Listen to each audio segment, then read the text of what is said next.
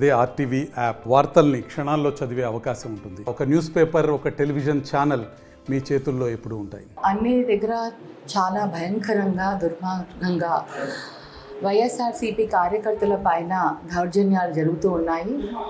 ఈరోజే నేను కూడా మా కార్యకర్తలని ఇద్దరిని పరామర్శించడం జరిగింది. మాకు కూడా మాస్మాన్ దొడ్డి అండ్ మల్కాపురం ఇద్దరి పైన కూడా దాడి జరగడం జరిగింది. మీ అందరికీ తెలుసు ఎంత భయంకరంగా అంటే మాస్మాన్ దొడ్డి వాళ్ళని అయితే అతన్ని అసలు 4 నెలల దాకా డాక్టర్లు అసలు లేవలేని పరిస్థితుల్లో ఉన్నాడు అని చెప్పడం జరిగింది. ఎక్కడికక్కడ ఆయనకి రిబ్ బోన్స్ కానీ, తర్వాత హెడ్ ఇంజరీ, చేతులు 2 కూడా ఫ్రాక్చర్ అవ్వడం ఇంత భయంకరంగా. అలాగే ఇప్పుడే మార్కాపురం అక్కడ కూడా వెళ్ళేసి వచ్చాను.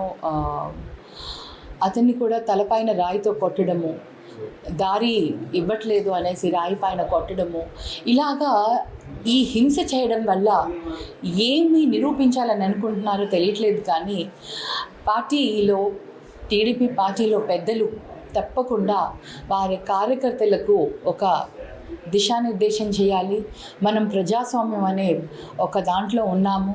రాష్ట్రంలో ఇలాంటి అరాచకత్వం అనేది ఉండకూడదు అని వాళ్ళ కార్యకర్తలకి వాళ్ళు బోధించాలి. లేకపోతే ఒకరిని ఒకరు మనుషులను చంపుకుంటూ పోతే అసలు మనకి సమాజంలో ఏమి అంటూ ఉంటుందో నాకు అర్థం కావట్లేదు. సమాజాన్ని మనం శాంతి భద్రతలు కాపాడుకోవాల్సిన బాధ్యత ఉంది. ప్రతి ఒక్కరిని కూడా గౌరవించాల్సిన అవసరం ఉంది. ప్రభుత్వాలు మారినప్పుడల్లా మనకి ఇలాంటివి అనేది చాలా తప్పు.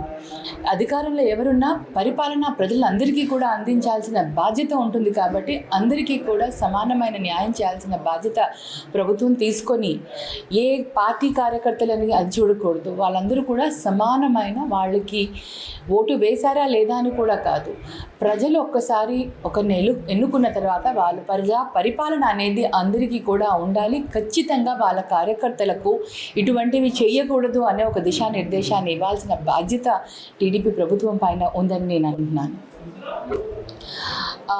నేను ఒకటే అన్న టీడీపీలో, తమ్ముడు వైఎస్ఆర్సీపీలో వాళ్ళకి విభేదాలు ఉన్నాయి, అది వాస్తవం. కానీ టీడీపీలో ఉన్న అన్నను టీడీపీ కార్యకర్తలు కూడా ప్రోత్సహించి ఆయన పైన దాడి జరిగేలాగా చూశారు.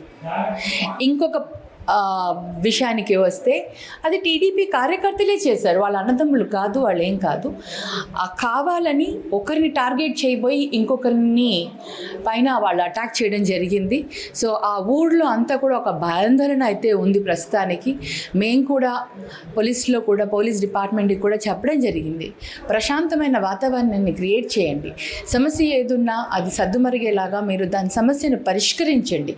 అంతేకాని భయాందోళనతో అది క్రియేట్ చేయకండి. గవర్నమెంట్ ఏదైనా ఇప్పుడు 5 సంవత్సరాలు ఉంది, ఇంకొక 5 సంవత్సరాల్లో మళ్ళీ గవర్నమెంట్ మారచ్చు, మరి ఏమన్నా అవ్వచ్చు. అంత మాత్రాన గవర్నమెంట్ మారింది, మాదొచ్చింది అనేసి ఆ అరాచకత్వాన్ని చూపించడం అనేది మంచిది కాదు. ఒక మంచి పరిపాలన అందించి ప్రతి ఒక్కరికి కూడా కాపాడాల్సిన బాధ్యత వాళ్ళ పైన ఉందని మేము మరొకసారి తెలియజేస్తున్నాం. మరిన్ని వీడియోస్ కోసం ఛానల్ ని సబ్స్క్రైబ్ చేయండి. లేటెస్ట్ అప్డేట్స్ కోసం వాట్సాప్ ఛానల్ ని ఫాలో చేయండి. అండ్ లింక్ డిస్క్రిప్షన్ లో ఉంది.